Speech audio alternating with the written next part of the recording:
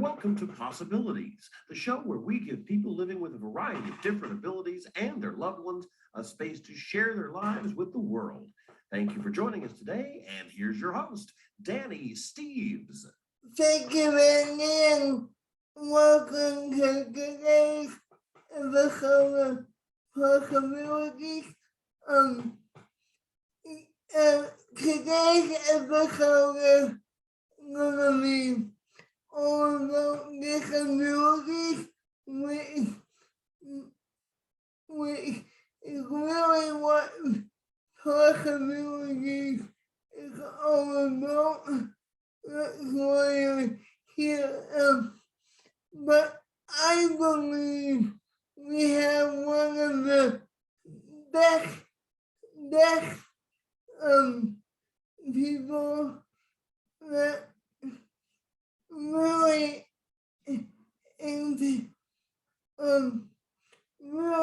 really values our message. Today my guest is Derek Bunn. He's a special education teacher from Scotiabank, Ontario, and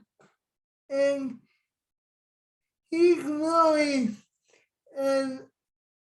involved in his community, in making sure his community is accessible.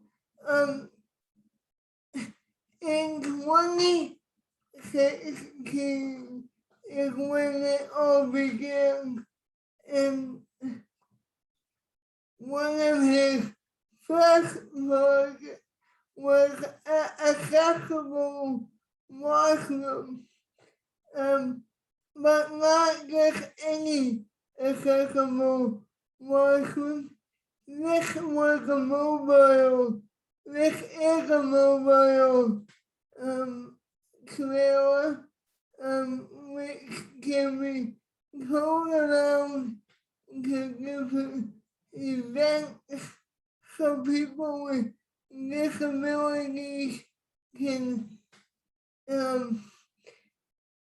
be enjoying these different events, and they don't have to worry about finding a washroom facility, because as we taught on this show before, it is really hard to find a accessible washroom, and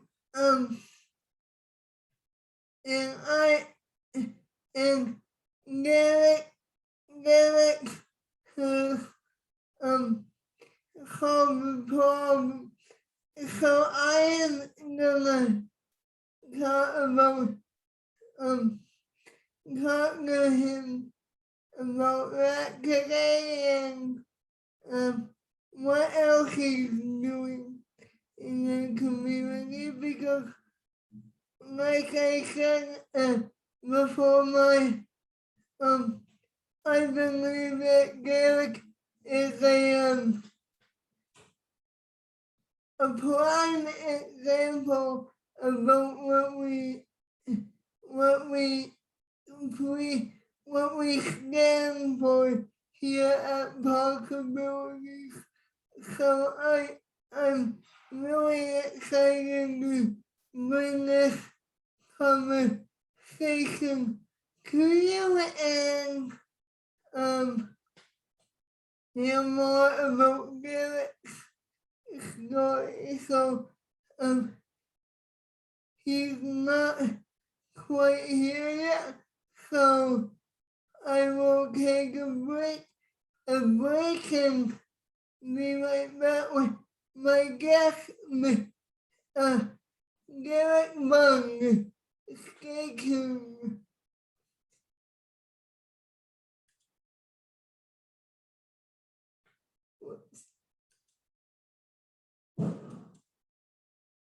Be right back, everyone. And welcome back to Possibilities. Joining me now is Derek Bunn, a special education teacher at Sutton High School in New York region. And as I mentioned, he's really taking the lead on making his community wheelchair accessible in general. So I'm really anxious to talk about some of what he's done. So welcome to the show, Derek. Hi, Danny. Thanks for inviting me. And hi to everybody and all your viewers out there. It's nice to be here. Thank you for inviting me. My pleasure. So I thought we might start by telling me, how did you get into this field in the first place? Okay, wow. That goes back, I'll say 24 years. I had a job and started working with Newmarket Community Living. And so I was supporting young adults in their homes and in their group homes. And I absolutely loved it. I loved going out in the community with people. I loved showing people, helping them, supporting them in their homes and going grocery shopping, going to the library, going swimming, going on community outings. I loved all that. And I worked with it and then realized I started seeing sort of barriers in the community. You know, we started, I helped as much as I could to inform people in the community, you know, of things that could be done better. But, you know, as that seed of working for community living started, you started seeing barriers in the community. So then I was an education assistant as well with the York Catholic School Board, and I was doing the same kind of activities. I was supporting young, should say, well, in an elementary school, and then in a high school, I was supporting people with physical and developmental disabilities. And again, loved it. I loved working with people of all different abilities. From then I became a special ed teacher. And then I had my own class, and we would go out in the community and do a lot of things. And like I said before, all those little tiny barriers that I saw before when I was started working for community living, those barriers were just becoming more evident and more evident. And I thought after a while, you know, I didn't. And this is about maybe 15, 20 years after that, I thought, you know what, I don't see any big progress happening for the littlest things. You know, I mean, if we went to a mall or we went to a store and there weren't ramps or there weren't washrooms that were accessible, you know, it was just such a disappointing thing. You know, I thought, you know what, it's the year 2020, you know, 2000. And I thought, you know what, when I was a kid, we always thought there's these special things that were going to happen. We'll all be flying in spaceships and you know, all these kind of futuristic things, you know what I mean? And read my mind and read your mind. And all of a sudden I realized, goodness gracious, we can't even have washrooms for people with physical disabilities yet. Like, what's going on here? And we still don't have those accessible washrooms to an extent where I would like to see but more on that later. But you in 2016, you did something remarkable. You actually designed a mobile washroom. So can you tell me more about that? Oh, for sure. You know, and I think by then, by 2015, 2016, I thought, you know, I've lived my life and helped people with such different disabilities that what am I going to do with my next 20 years? Am I going to be Yeah. still part of the problem, or am I going to dig my heels in and go, you know what, I think I've had enough, and I'm going to start reversing my thought and thinking that things don't have to be this way. Things aren't going to change if I don't take at least one step in the right direction. So yeah, so the mobile washroom, we were going to a fair in Markham, okay, and it was at a fairgrounds, and it's an older fairgrounds, you know what I mean? And they never, and they did such a wonderful thing. They had it free for every student in York Region to go to with disabilities. They had a free day. So there was like 1,000 kids from elementary school to high school with all different disabilities. It was really amazing. But the only problem was they never had a washroom for them. So I brought a young, I brought a young adult at the time, and he had a severe cerebral palsy, couldn't stand on his own or do a transfer by himself or whatever. And so we asked them, where's the accessible washroom this gentleman would like to go and use it? Well, they said, oh, right this way. And they were quite proud with what they were going to show me, right? That we went into this old barn and it was a desk and with paper on it and with wipes and some spray bottles. And they said, here you go. This is the best that we can do. And, you know, they thought that they were doing something really special. And I couldn't, you know, get mad at them or be disgruntled with them, because I think a lot of it was just education. And whoops, sorry. I'm in a school, so that's why that's why the bell was. Anyways, I'll continue on. So they had this table, and they were so happy for it. And I just said, you know what, thank you very much. This is really, really great, because they didn't know, right? It was just an education piece that I thought. So we lifted this gentleman up on the table and you know, changed and all that kind of stuff and hygiene routine.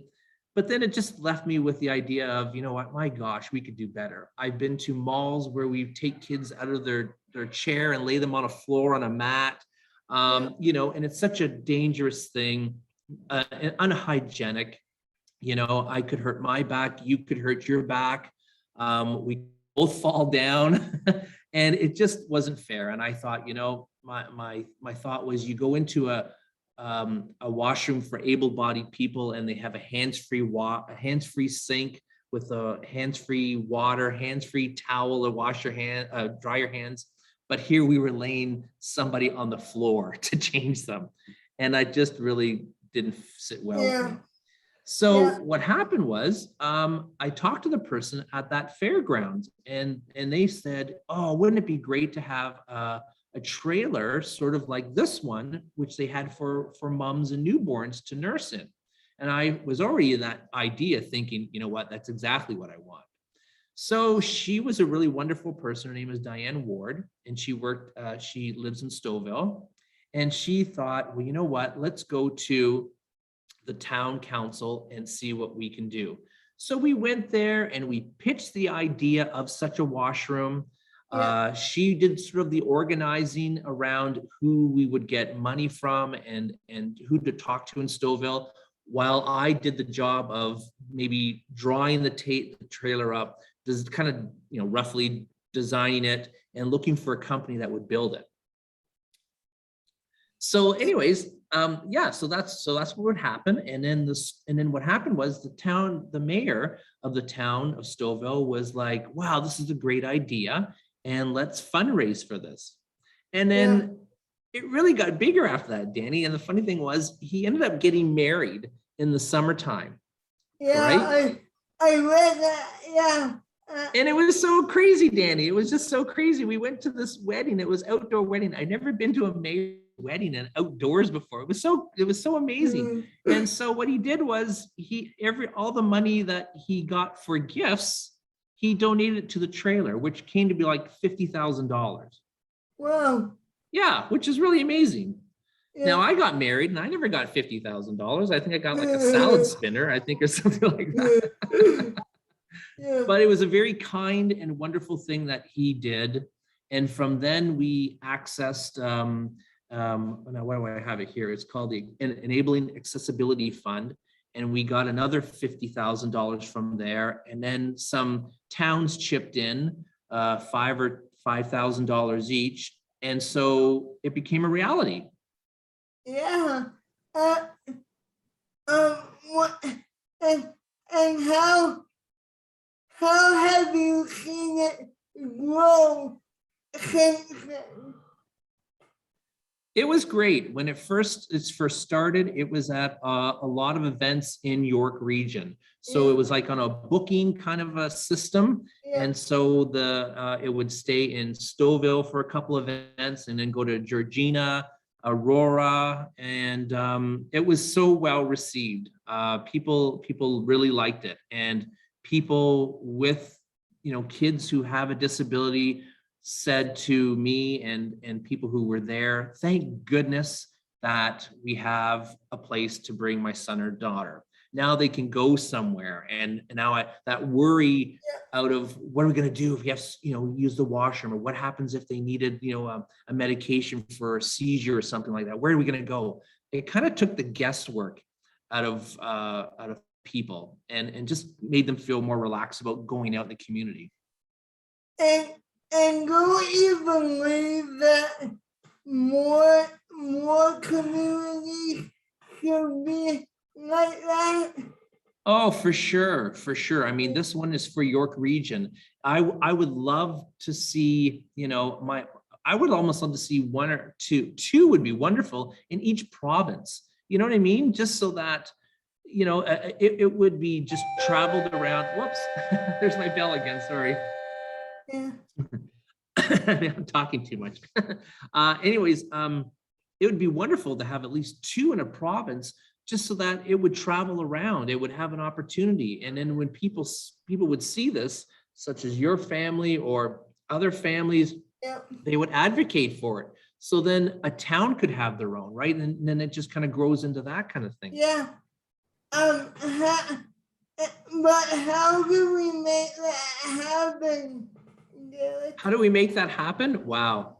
That's the hard part. That's the hard part. I think in my situation, it was it was just talking to people, going to maybe your council and a mayor, like maybe your advocacy group and your accessibility group, perhaps, and make it a priority. Maybe approach a large business that would sponsor it and put a name on the trailer, which is what we did. So the town of Aurora was on it, and York region name was on it, and all that kind of stuff. So you could sort of, for $5,000 or $10,000, put their name on their trailer permanently. Yeah, absolutely. You already answered this, but maybe you can get a bit more specific. Why is washrooms like this so important in your opinion? Why more? Sorry. Why are washrooms like yours so needed? Do you think? Why it's so needed? Yeah. Well, I went to a workshop, and the lady had a physical disability. She had a spinal cord injury. Yeah. And she said to the crowd, and it really made me think about life itself. We're all able-bodied, but we'll lose that ability. And some will lose it sooner, and some will lose it later. Yeah. And having those supports in place, it's all about mental health, right? It's having those things in place so that people can still be part of the community, right? It's about being out there in the community. It's, our world is just not for a certain amount of people who can, can see and can, breathe on their own and can listen and, walk and talk fine. Our world is so full of different people, and to have our world just for those that restricted group, we're all going to face some sort of disability in our lifetime, whether I lose my hearing or my sight, or if I'm in a wheelchair, from a slip or a fall. It's nice to have those placements in place now. Absolutely, but not everybody sees it that way. They don't. No, they don't. And that's the hard part. And you know what? People like you who have a YouTube channel and have followers, that's a start, right? It's about having those options open and people listening to it. The more you talk about it, and the more you have public figures like yourself, or say Rick Hansen or other people, it opens the world. People realize that, and going back to what I said before, being a teacher, I help teach kids skills inside the school. And then when we go out in the community, it's about teaching skills outside the community, but it's also about teaching the community to be ready to receive people with different abilities. So what is your favorite part about being a special ed teacher? That part right there about going in the community and just teaching the community and recognizing barriers and trying to figure them out. That's my favorite. That's my favorite, I think. And talking with people like you. I mean, I would never have met you unless you've done this show and I did some advocacy work, right? Absolutely. And I can't imagine going out I can't imagine going out in the community is easy with people with disabilities, especially when they need washroom facilities or what have you. So, what do you think needs to change in order for people to grasp this idea that disabilities are normal part of society? I think people need to be out of the house, if that makes any sense. I think that advocacy committees are great. I think people need to be in able-bodied faces, if that makes any sense. You need to demand for your rights. I think if you, Danny, if something that's not right in your neighborhood, and say access to a library or going to the movies or something like that, and you want to do that, then you have to have a good council member in your corner. I think that helps. It starts the ball rolling, right? And accessibility, you need to be part of any sort of major accessibility issue in your community. Well, it's funny you should say that, Derek, because in my old community, because I just moved to a new community last September, almost a year ago.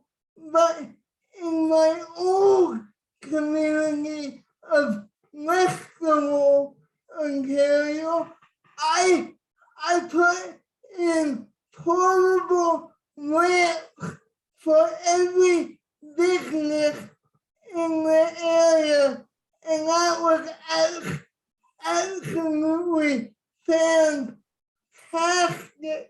for me to do because there was such an outpouring of support for the community, right? That's amazing. Yeah, That's amazing. Yeah. And just when you meet somebody and if someone realizes the difficulty perhaps you have going into a store or something like that, and you sound like a very well-spoken person who does not take no easily when someone no, says no to you, that you know who to talk to, you know who to call, and you have yeah, good connections. yeah, absolutely. My new community is not wheelchair accessible either, but I think the program that I started in my old community would be almost impossible to start in my new community because the the businesses in my new community have more than one step up into the business, and the ramp is only good for one little step.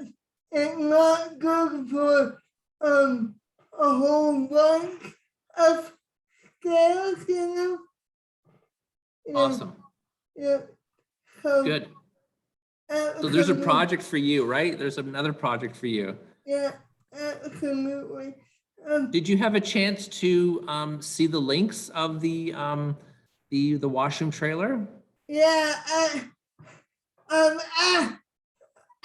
actually, here's something funny. I actually heard of you, a few years ago, and then this was before I started my talk show, and then I was like, hey, this is a great idea.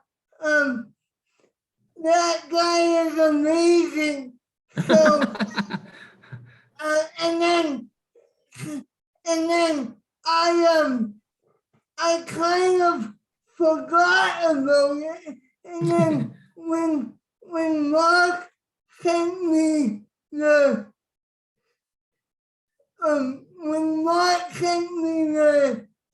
link to the website, I was like, oh my gosh, it's that guy.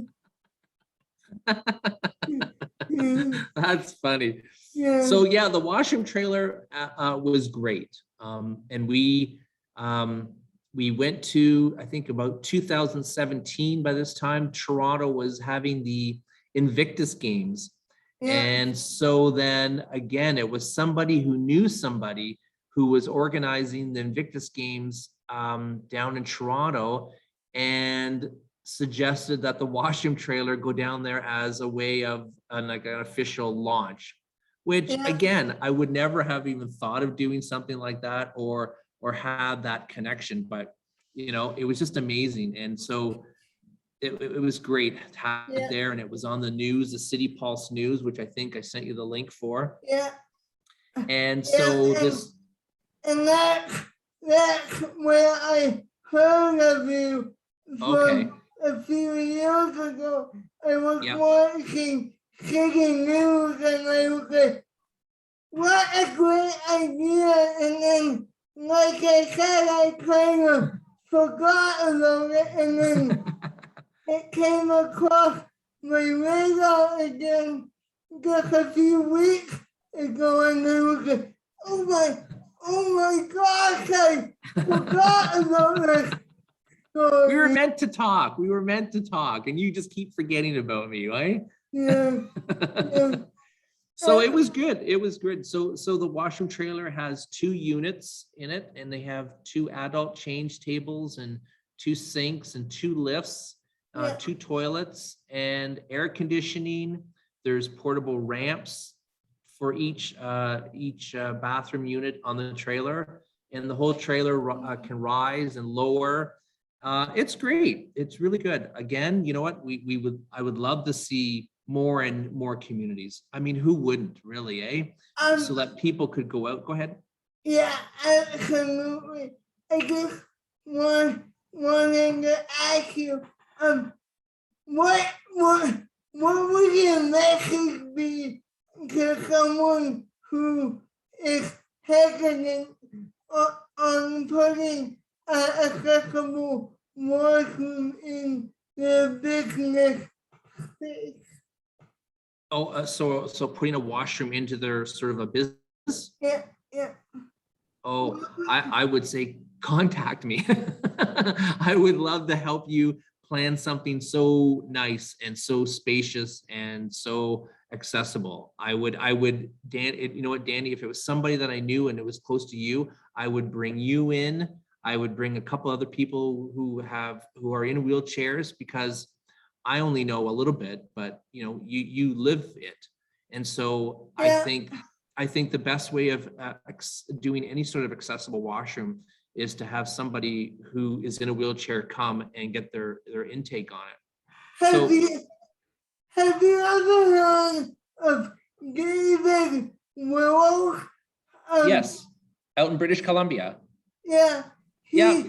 He's absolutely amazing. He's well. great. Yeah. He is great. He is great. Yes. I actually had him on my show a number of months ago, and we had a great chat about accessible washrooms. And he's kind of like yourself. He would kind of like to see this roll out across Canada. Oh, for sure.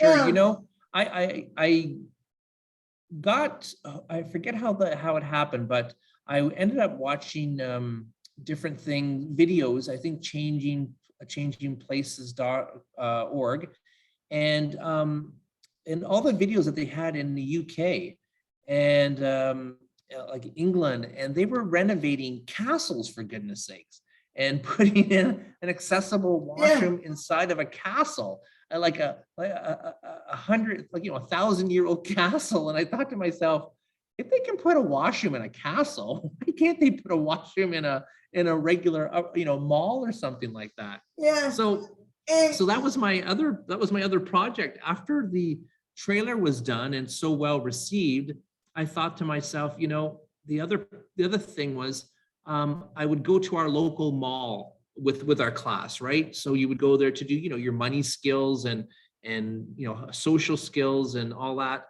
And again, there was no washroom there. And so I was lifting, you know, people up on counters and on the floor and all that kind of stuff. And so I thought something needs to be done. Well, at the time, our mall was going through a huge renovation, and they were, I think it was like a $60 million renovation. And in that renovation, there was no thought or idea put forth about a really great washroom with a change table and lift, right? So I thought, you know what, I'm going to make it my mission. This is my next project, because now if I found some success with the trailer, and I really got motivated by helping other people. And I thought, well, I'm going to go and approach the mall. So I went to the mall and I talked to the general manager, and they kind of again needed that education piece, right? They were a little cool about the idea, but then I put a petition together on change.org, and it got to 25,000 signatures, if you could believe that.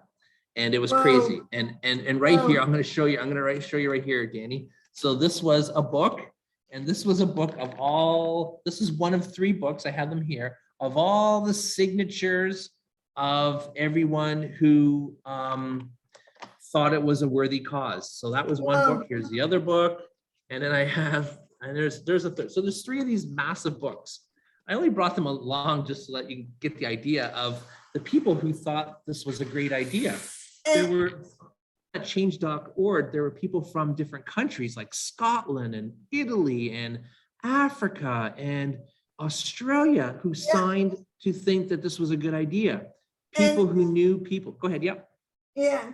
And how did that outpouring of support make you feel? Well, I knew I was doing the right thing. When you had 25,000 people, or I think it was 26, it doesn't matter. And they wrote messages and they said, if my grandfather was alive, he would really like to have seen this. Oh, making like really heartfelt messages about their own parents and about their own kids. And you thought, you know what, this is the right thing to do. Like I had no doubt in my mind that this wasn't the wrong thing to do at all. Yeah. So I kept putting this petition out, and I kept calling and leaving emails with the owners of the mall, Oxford Properties. And finally, I got a phone call from, I think it was like the vice president of Oxford Properties Canada, called me and wanted to have a meeting at our local mall. And I went, oh my gosh, I'm in trouble now. Uh-oh. So I went there with all my information, and I convinced him, and I brought somebody, a good friend, Tyler Barker, and he came, and he's a young man with cerebral palsy in a wheelchair. And I think Oxford Properties and the mall general manager needed to see the people who they were affecting, if that makes sense. Yeah. And so we came in and they decided that was a good idea. And then within a year after that of drawings and sketchings and what it was going to look like, this beautiful washroom was developed. And it's so big, Danny. I mean, not that you would have this many people in the washroom, but you could put 30 people in this washroom. It's so big. It's like a regular, it's beautiful. With an adult change table and a lift, an adult toilet and a little child toilet. Like, it's just a wonderful addition to the mall. They did the right thing. And I in one area that really impressed me was the en route on the 400 highway have adopted an adult change table, but they haven't adopted a lift. And I am like, well,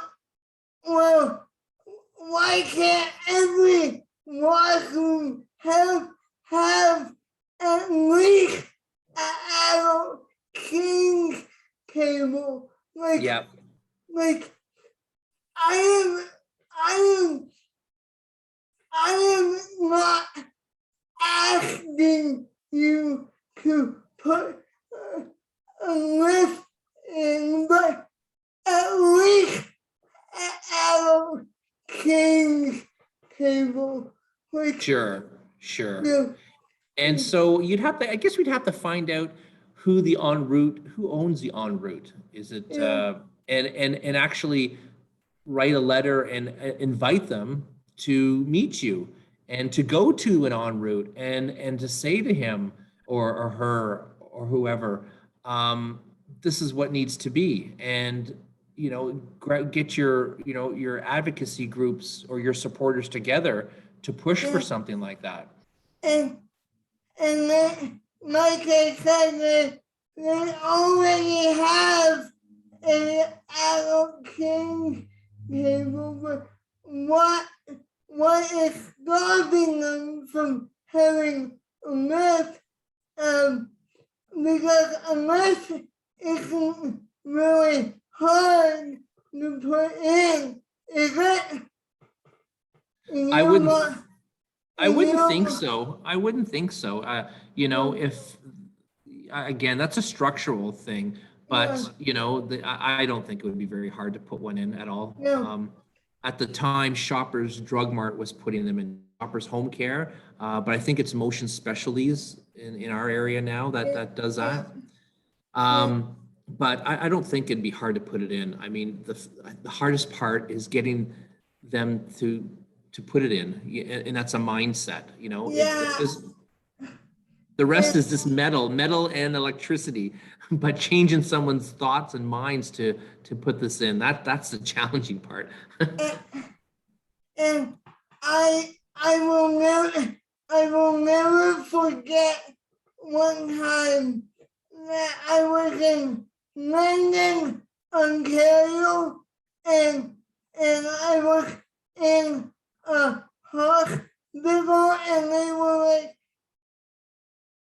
I was like, wow, your washroom is really huge. Why don't you have accessible the adult change table? And the lady I was talking to was like, well, they're afraid that it would only get used twice a year. And I was like, are you kidding me? Yeah. Yeah. Wow. Like, And this was at a hospital? yeah. Wow. That's incredible. Yeah. It was in Parkwood Hospital in London, Ontario. Wow. That's like, incredible. Yeah. Yeah. And I think what I find it so hard is that people don't put these washrooms in, or what you're saying in the table in the lift, because they don't see many people with disabilities coming to the hospital because they think only 1 or 2 times a year. But then the people who are in wheelchairs don't go to the hospital because they can't be serviced, I guess. So if you know, it's like they just put it in and then realize it won't be overnight, but then people will start to realize, oh my gosh, this hospital is accessible, and they'll see the use increase. Yeah, and I'm tired of laying on the floor to get changed. And my dad is getting to a point where he can't lift me anymore. So Sure. whenever I have a doctor's appointment, I had to get changed directly before we go, and I don't get changed again until we get back. Right. Like I have the plan out my day in order to get changed, and I don't think that is fair for an individual to have to wait to get changed because they don't have accessible washrooms. Right, and this is at the hospital, correct? Or just anywhere? Or in general. In general, sure. Yeah, if the hospital situation is the one that's most problematic, it's so hard. I mean, I don't know. I mean, there's an expression, you can't build Rome in a day. But at the same time, if that's the one that's the most problematic and the one that they could introduce and would have the most profound effect on the population down there, then I would talk to the council down there. I would invite the local news and do something outside the hospital, and I would talk to who's the CEO of the hospital, and what are the plans? What are the plans of making, how are you addressing accessibility in the hospital? And you know what? One more thing about this, and then we'll move on Okay. to a different topic because I'm sure you're busy. I'm sure you're busy, and I don't want to keep you. Oh, this is fun. Keep talking. Keep talking. This is fun. Anyway, I guess for a business to put something in, it doesn't have to be elaborate, does it? Like, it doesn't have to be as elaborate as yours. Like, it can just be a hospital bed and a portable lift for the kids. Yeah, I think the space for the room has to be, certain AODA compliant.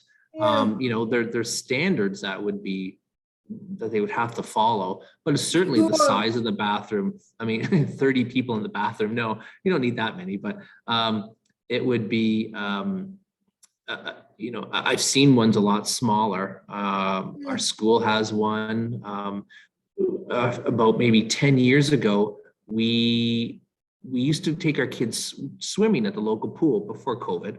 And our kids would be in wheelchairs, and we would lay them on benches and stuff like that, change them, and we asked them, and the town changed 2 of their family stalls into change tables and lifts. And really all they had to do was just put in the ceiling lift and a table, the table. And I think, well, my price, I'm off with the cost, but anyways, but it was a very small space, but they made it work, right? It worked, and seniors were using it, and the kids from our school were using it, and then neighboring communities were using it because, hey, it was accessible. Yeah. And also as well with the washroom, when we were done that, we worked with them to put in a swim chair. So the swim chair could be brought in the washroom, and then a person could be changed into their swimsuit and lifted into the swim chair, this plastic swim chair with wheels. And then they would go out to be pushed out and brought down into a little ramp into the shallow pool. It was fantastic. It was fantastic. Well, and again, I sound like a broken record, but why can't people adopt that everywhere? Like, you know what I'm saying? Like, why are people, in your opinion, why are people so afraid to adopt these accessibility issues for people with disabilities?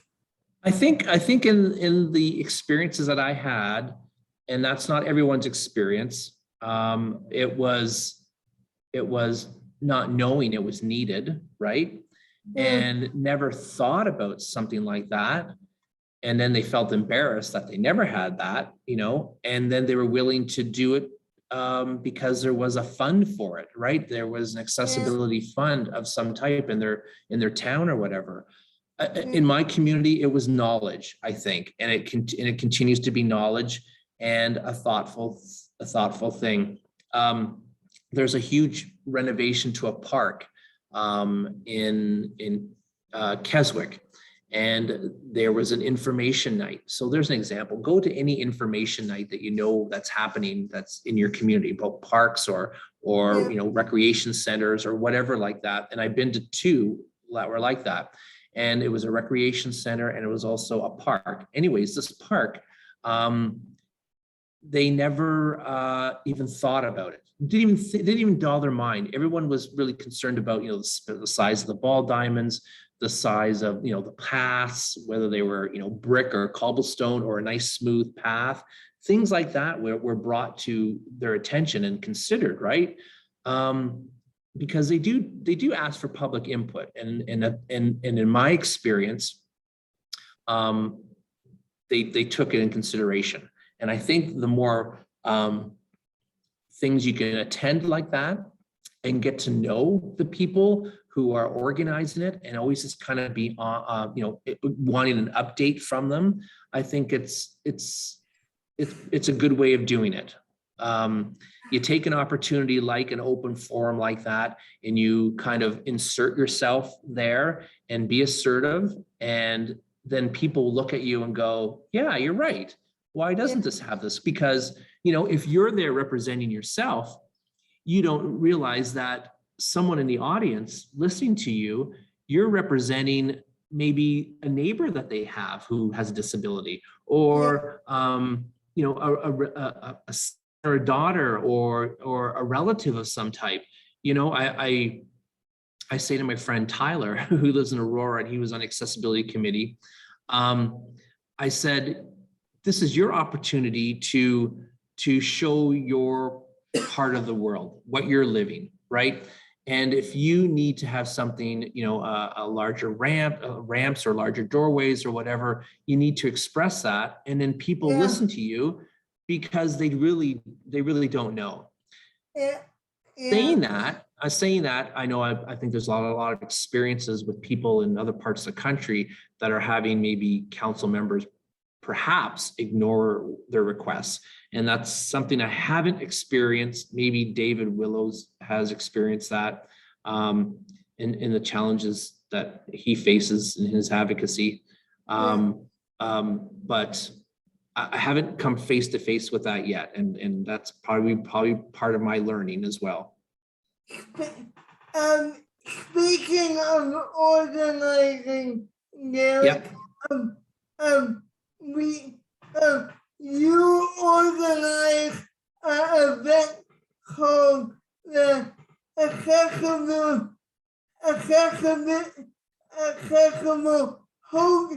Hoedown for your students. Can you explain about that and how that all came about? You know what? This is my favorite time of the year because it's happening this Friday. But unfortunately, because of COVID, it's going to be a virtual online one. So it's all pre-recorded. So the story behind that, and I really like the story. There's a large company in Aurora called Magna International. And for the last 30, well, it's over 30 years now, but I'll say that for 24 years, they hosted this magnificent event with this huge tent, and it was all for charities.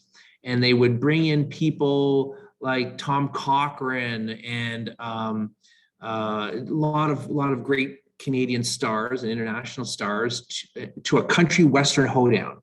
It would be 2 nights, and thousands of people would go to this thing. Incredible. They buy tickets, you get a meal, you come with your cowboy hat on, and it's a country western night, and it's so great. So and they entertain you as well. So it was, like I said, I grew up in the area, never attended it at all, never attended it. But then I looked at it because they would put this tent up. It was so massive, like the size of a shopping mall.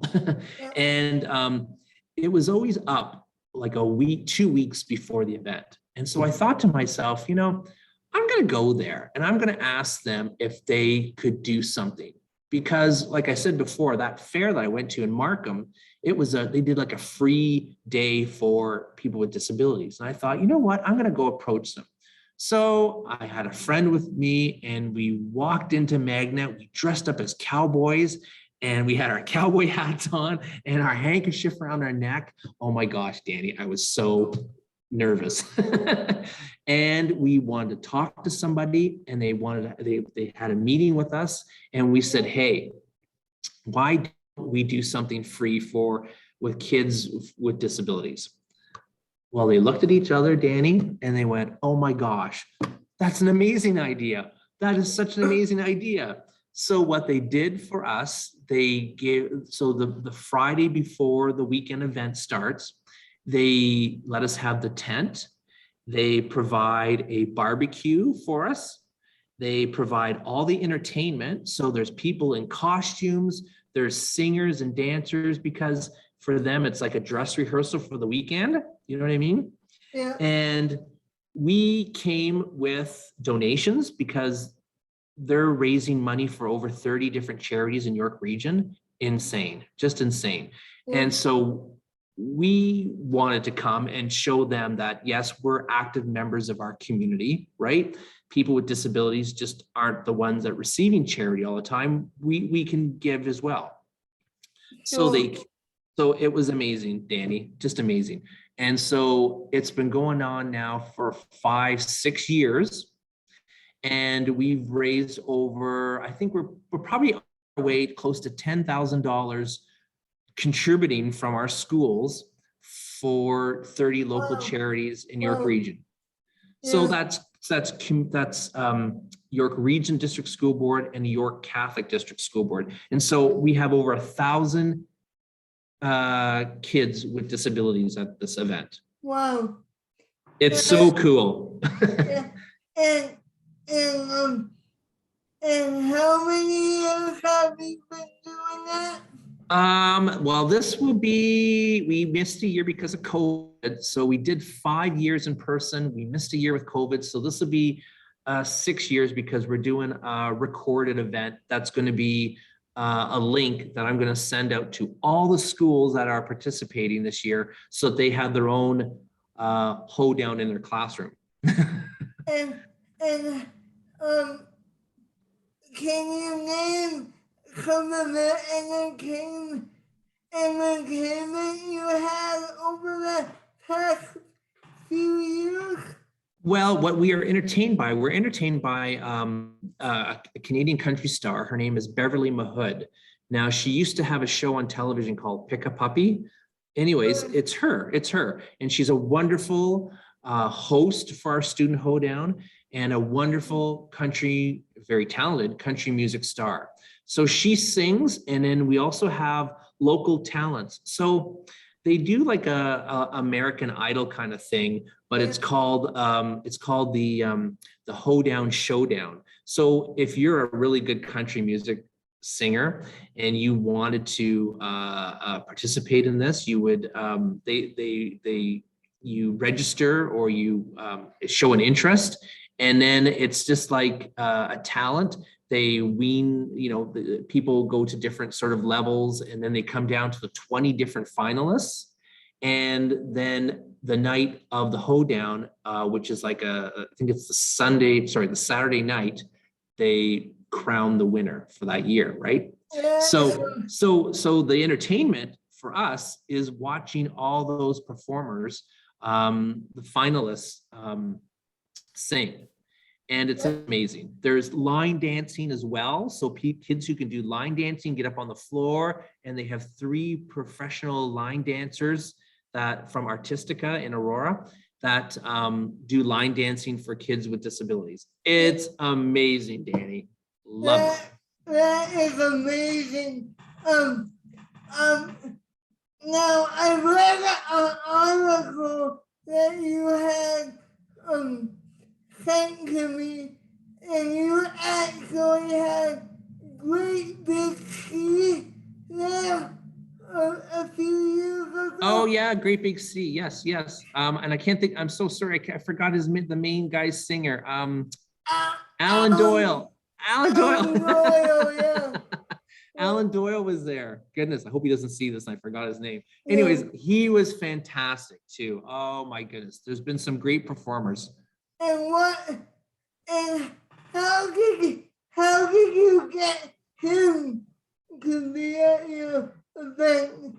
Okay, so he comes to the main hoedown. So we have the student hoedown, which is the Friday afternoon, and then there's the Friday night hoedown, and then the Saturday night hoedown. So we didn't get him for the student hoedown because he was being booked and traveling around. But we had, like I said, the Friday is the Hoedown Showdown, the finalists, and Beverly Mahood. But it's fantastic. Oh my goodness, it's such a great time. And they do the inside of the tent up like a Wild West corral. So they've got stage coaches and they've got all sorts of saloon, and they have what do they have? Pictures with the backdrop of a Wild West. They have people dressed up that walk around as well. It's awesome. Yeah. Okay. I want to go. We're running a bit short on time here. Okay. But I want to know what is next for you and your student. Like, what do you have planned? What do you have up your sleeve for your next project? Well, let me look. Oh, okay. You know what the big thing is I've experienced some success in helping achieve some accessibility goals. And so the big one now, and it's going to be probably a long and a hard one, but this is where I would probably need your help, Danny, and your viewers. I really would like to see a large accessible washroom with lift and change table at the Scotiabank Arena in Toronto. So this is where the Toronto Maple Leafs play and where the Toronto Raptors play. I've got some friends who are in wheelchairs and they're sports fanatics, but they don't get to go to these events because there's just nothing there for them. So I think I sent you the link for from change.org, and we have about 15,000 signatures on it right now. I would love to see it go to maybe, I don't know, 26,000 signatures, enough people that actually would fit in the Scotiabank Arena. I think that staying at home and watching it on TV and not experiencing the culture of sports is unacceptable. And I think that, you know, people who have brothers and sisters in wheelchairs or parents or grandparents, I think it's a wonderful thing that if they could put that in Scotiabank Arena, then they could really brag about being a world-class sports organization, which is what they do right now. But I think doing that extra step by putting that in would just elevate their entertainment value. And I totally get where you are coming from, because a few years ago I went on a field trip with my high school class to the Rogers Center, and we toured the Rogers Center, and they were this was keep in mind, Derek, that this was the disabled class who was going, and they weren't gonna let me go on a field trip because they didn't have enough staff to look after me. And I was like, excuse me, what are you doing here? Oh my gosh, yes, Danny, yes. Boy, if I knew you then, you and I would have teamed up and went down there and gave them all heck. So what actually happened was that my mom had to go with me because I really wanted to go, Good for you. but they didn't really have the washroom facilities for me, so my mom had to lift me onto the counter and change me that way because there was no washroom facilities. Oh, Danny, I wish I knew you then. I would have loved to have gone down with you and we would have just raised heck with them all down there. Yeah. So that's exactly what I'm against. You know, I think it's what year? We're in 2021, for goodness sakes. Why can't we have an accessible washroom in the major entertainment areas in our city? It makes, you know, going back from our very beginning to the start of this interview, I told you about a small town in Whitchurch, Stouffville that believed in getting a washroom trailer.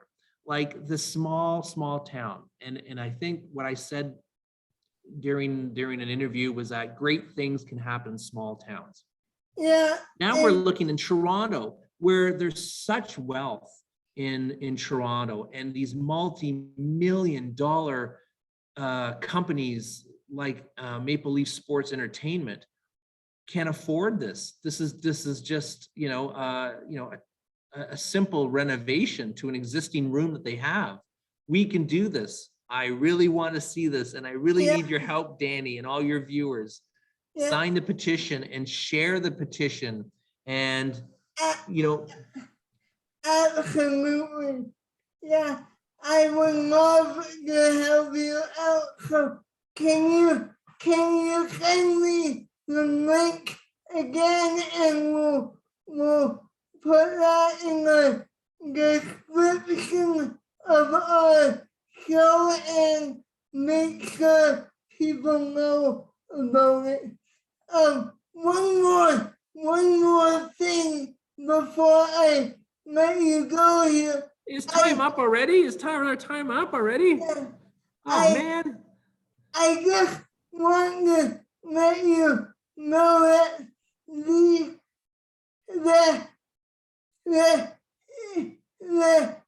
a few years ago, when I went to the plowing back in my area, they had accessible washroom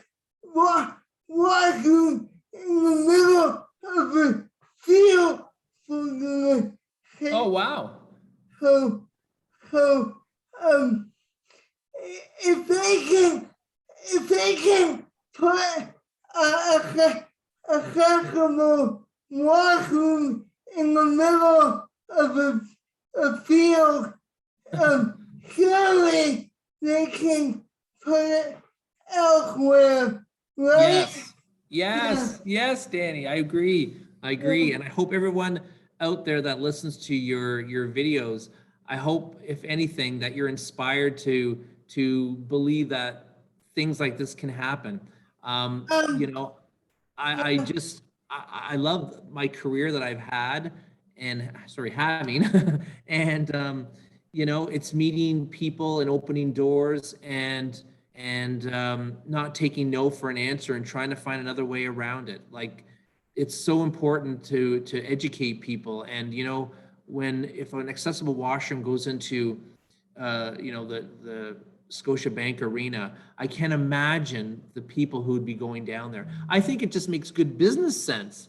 If numbers are down attending these events or whatever, and you make it accessible for people with all different types of physical disabilities, and they come, well, they're going to come with caregivers, right? They're going to come with family members. So that's more tickets. That's more money at the food counter. You know what I mean? That's souvenir shops. I mean, it just makes good business sense. And when COVID has been going on. They should have been putting that accessible washroom in because no one has been using the building anyway. So why aren't those facilities being put in when we can't use them? Exactly. I thought the same thing, Danny. I thought the same thing. I thought this is the perfect time to put them in because there's no crowds there and people could work safely in an empty arena and get it done. I thought the exact same thing to use you. Yeah. So I want to thank you for coming on the show today. This has been a real pleasure meeting you and hearing your story. But before I let you go, what would be your message to people living with a disability or an individual who has a son or a daughter with a disability? Don't stay home. Don't sit on the couch. Don't take what's happening in your community as the answer of what's going on or what should be. Demand change in your community. Be aggressive. Be on top of things. You know, we only have one life to live. You might as well rock it and just go and ask for things and get things done and ask for why. And if you get a response for why they can't do it, try again. Like I said before, I was 20 years accepting the problem. I was contributing to the problem. And so now I'm going to take my next 20 years as I'm going to be part of the solution. I don't want to be part of the problem anymore. So take that mindset. And yeah. What? And my final question, what has been the most rewarding part of your teaching career? You know what? I think it's finding solutions to barriers. You know, whether a child comes into my class or a young adult and they're not able to speak, but for some reason by the end of say 7 years, when they graduate, we're able for them to, you know, have a communication device. Or if a child comes in and hasn't stood out of their wheelchair and we get them a standing or walking a piece of equipment, or just being part of the community, you know, taking somebody with different physical disabilities and going swimming with them. And so that other people like the lifeguards or the people who work at the pool look at them and go, wow, I didn't know they could do that. I didn't know these people, and that, you know, they didn't know that you exist in the community. So don't stay home. Go out there and live your life, no matter what ability you have. Absolutely. And you'll hear me say my catchphrase in a minute here when I wrap up the show, but before we do this, how do people get in touch with you if they want to hear more about your story and what you're involved in? Okay, you can email me, all lowercase, so it's derek.bunn@yrbsb.ca. So it's York Region District School Board.ca. And hey, just say hi, or share a success story with me. I you know, for me to get motivated, I like to hear other people's stories too, right? It's sometimes you feel it's a lonely road, and you don't know what people are going through. So that's always nice. And if You anyone know- has connections, if everyone has connections, Scotiabank or, whatever, or if you want to take the, petition and sign it and share it on, then do that too. and you and I could probably talk for several more hours, but this has been a really big, this has been a pleasure, and I'm sure we're not done chatting, so maybe we'll have you back on the show another time to Okay. share some more stories. Awesome. Derek Bunn, thank you very much for joining me today, and we will be right back. Thanks, Danny. Bye, everybody. Bye.